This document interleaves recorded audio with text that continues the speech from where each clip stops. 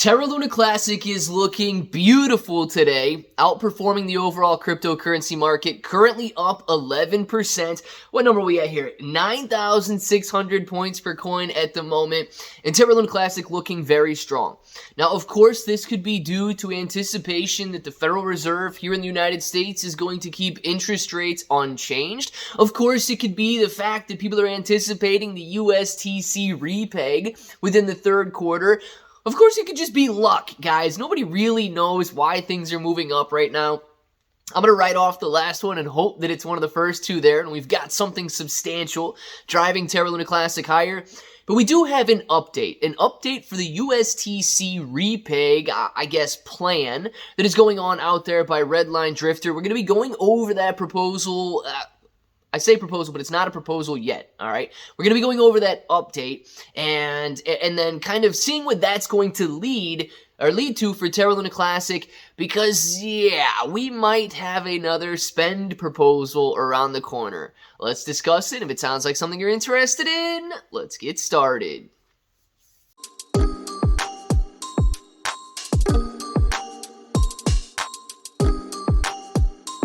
Let's get started.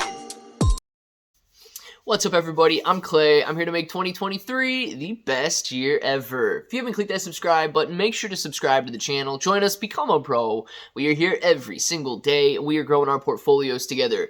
Now, look, if you're brand new to investing, you don't know how or where to buy stocks in crypto, you got a link in the description below for Webull. It is super simple to set up your account.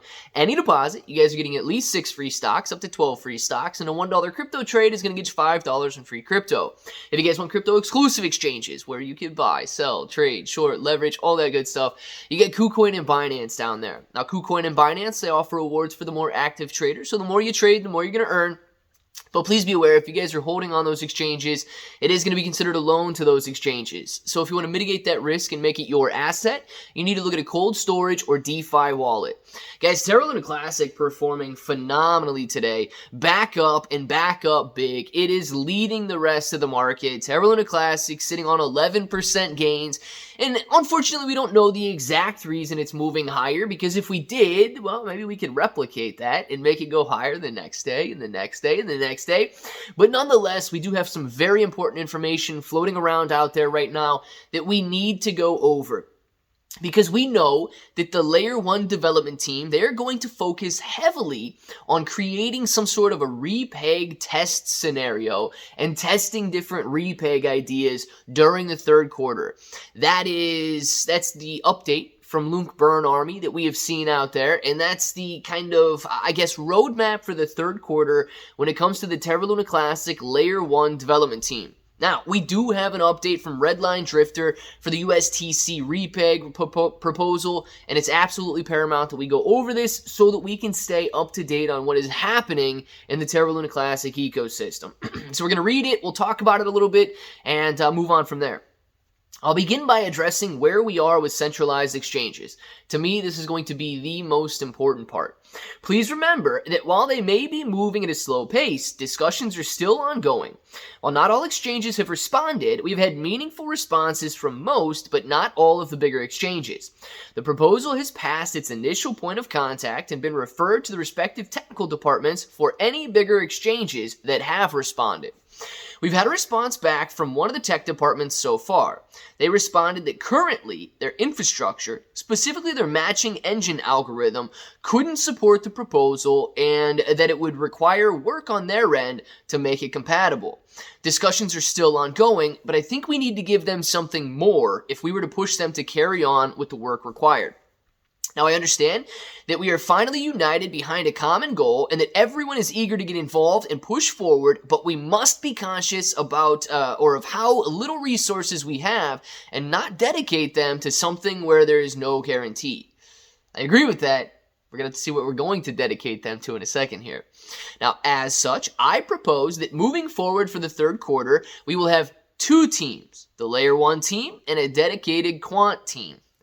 You know that quant team is going to get paid. Before I continue, it is important we differentiate between modeling and implementation testing on the Layer 1 testnet. Firstly, in terms of expertise required, and secondly, in terms of cost. You wouldn't tell your plumber to fix your engine, and you likewise, your layer 1 development team, you wouldn't want them to perform quantitative analysis. The L1 team would significantly reduce their USTC Repeg focus on my proposal for the third quarter until we get centralized exchange support. I actually think, listen, I don't know if this is the best path forward or not, but I don't think it's something we should be focused on if the exchanges aren't going to be on board. The quantitative team has the skill and expertise needed to perform institutional grade modeling, both quicker and more cost effective, in a quicker and more cost effective manner. They will create a modeling tool using Python and run all of the necessary simulations required to prove the concept one way or another and produce a comprehensive report on it. The tooling, data, and report will be shared publicly and open source for the LUNC community to use in the future. Should the findings prove the concept successful, we will use this to try and convince the exchanges to make the necessary changes required to implement the divergence fee. Should this prove successful, the Layer 1 team's expertise would then be required much more extensively as we begin to build out the outlined in the USTC Repeg proposal. I believe that we can get centralized exchanges over the line. We need to make something more substantial than just the proposal as it is. I think a comprehensive report produced by experienced quantitative analysts outlining exactly how much they stand to make should be enough. It not only proves the concept, but how serious we are about this. To conclude, I do think it's a good idea to invest some of our resources in improving the concept so we are in a stronger position to negotiate with exchanges, but I would caution that we shouldn't invest all of our resources in quarter 3 without prior centralized exchange approval. I agree. Okay, I don't think that we should follow this path if the centralized exchanges aren't going to be on it. Plain and simple. If one centralized exchange is not on board, this entire thing can't be done. Now you have to remember, even if you can get these mathematical geniuses, which apparently exist in the Terra Luna Classic community, even if we can get these guys to work for Terra Luna Classic, and they're not just somebody sitting in their room right now, wishing to plug in some numbers into an AI model or something like that, if they're legitimate quantitative analysts, if they can actually prove that USTC can be repegged and that this is going to affect the Terra Luna Classic blockchain in a very positive way, here's one thing that we have to remember, okay? Even if you prove that these centralized exchanges can make hundreds of millions of dollars, 50xing their investment in USTC, even if you prove that we can generate billions of dollars in value in USTC for the Terra Luna Classic blockchain, we are doing so by manually manipulating the price of USTC higher.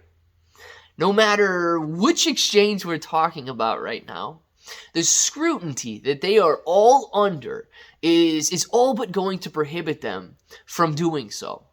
Guys, they won't even keep currency or cryptocurrencies that are being labeled as securities listed on their exchange. They won't even battle the SEC. The SEC calls it a security. Oh, I almost said something weird. Oh, Gensler, all right, we'll remove it for you. Don't worry, Mr. Gensler. We'll take it off the exchange. Guys, they are really being pressured right now, and this is not something that is going to be just as easy as, oh, hey, Binance, will you help us out?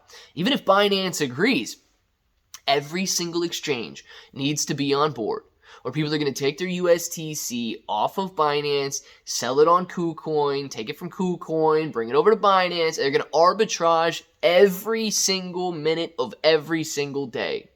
This is the latest report we've got. We know there's going to be spend proposals for this quant team, and we know, well, that they could get pretty expensive. I want to know what you guys think. Down in the comments below, and of course, if that button right there is still red, make sure to click it, subscribe to the channel, join us, become a bro. We are here every single day. We are growing our portfolios together. You guys got ClayBro 883 everywhere. 6 to 12 free stocks on Webull, KuCoin, and Binance, free Discord, and until the next time, hope that each and every one of you have an awesome day.